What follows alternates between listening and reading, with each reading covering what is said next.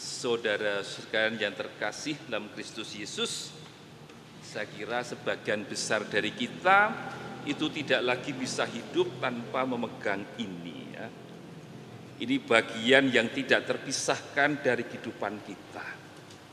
Kita keluar, kalau ini ketinggalan kita sudah bingung mau berbuat apa.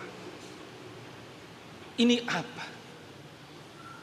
Tentu saja sewaktu pada mulanya tercipta ini alat komunikasi.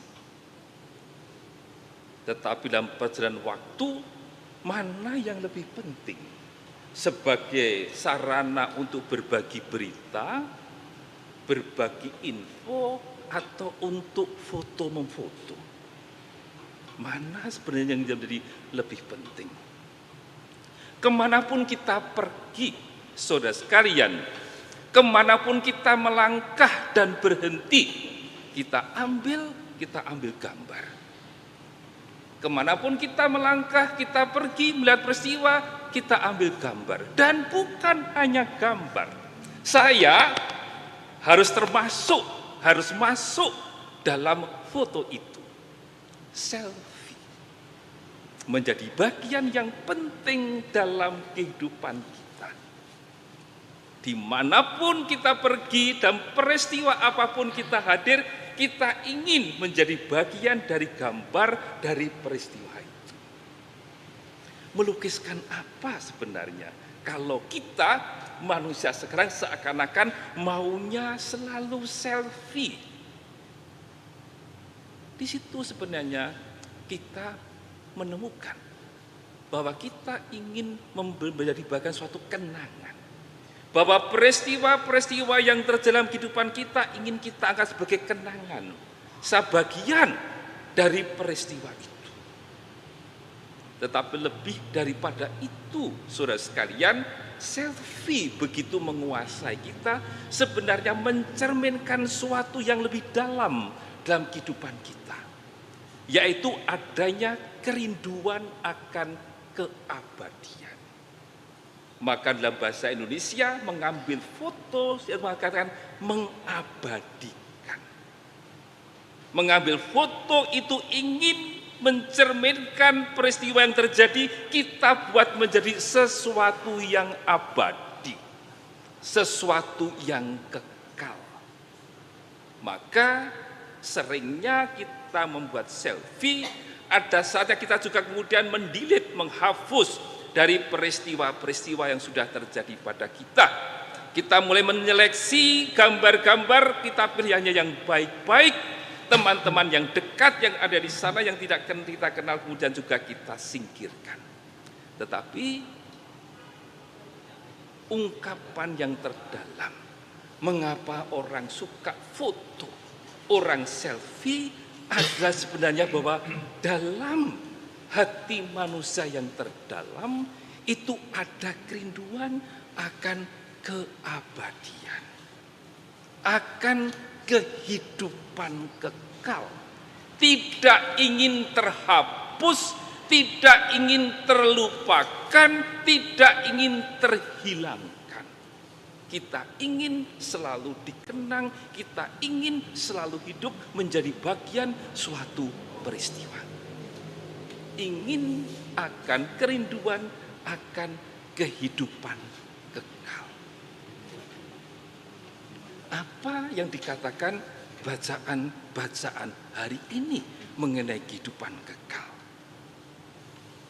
Bacaan pertama menulis demikian.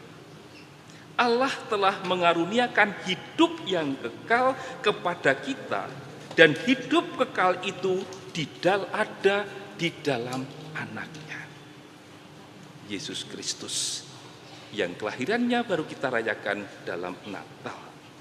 Barang siapa memiliki anak Allah, ia memiliki hidup. Barang siapa tidak memiliki dia, anak Allah, ia tidak memiliki hidup. Semuanya ini kutuliskan kepada kamu, supaya kamu yang percaya kepada nama anak Allah tahu bahwa kamu memiliki hidup yang kekal. Ini yang dikatakan dalam bacaan pertama. Kalau kamu percaya kepada Anak Allah, kamu memiliki hidup itu. Apa kata Injil?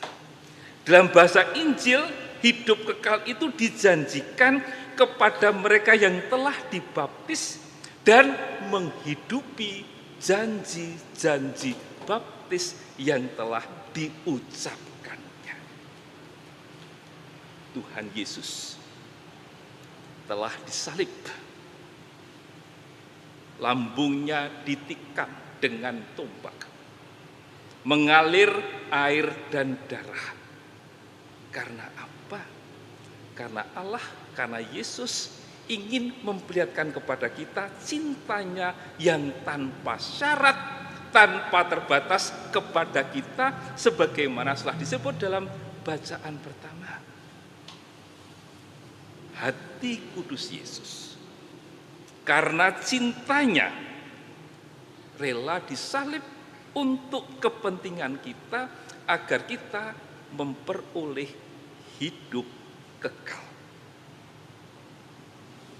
menghidupi janji baptis, hidup sesuai dengan perintah Allah, mengupayakan kebaikan sesama. Itulah cara-cara, itulah jalan bagaimana kita mencoba untuk memulai membangun kehidupan kekal di dalam diri kita. Allah sudah menanamkan benih kehidupan kekal dalam diri kita masing-masing yang sudah dibaptis. Baptisan itu membantu kita untuk berbagi cinta, sebagaimana Yesus telah berbagi cinta sepanjang hidupnya. Justru karena sudah ditanam kehidupan kekal dalam diri kita, kehidupan kekal itu harus mulai tampak tercermin dalam kebaikan-kebaikan yang kita lakukan. Kebaikan-kebaikan itulah yang turut menyuburkan, memberi harapan akan kehidupan kekal bagi kita.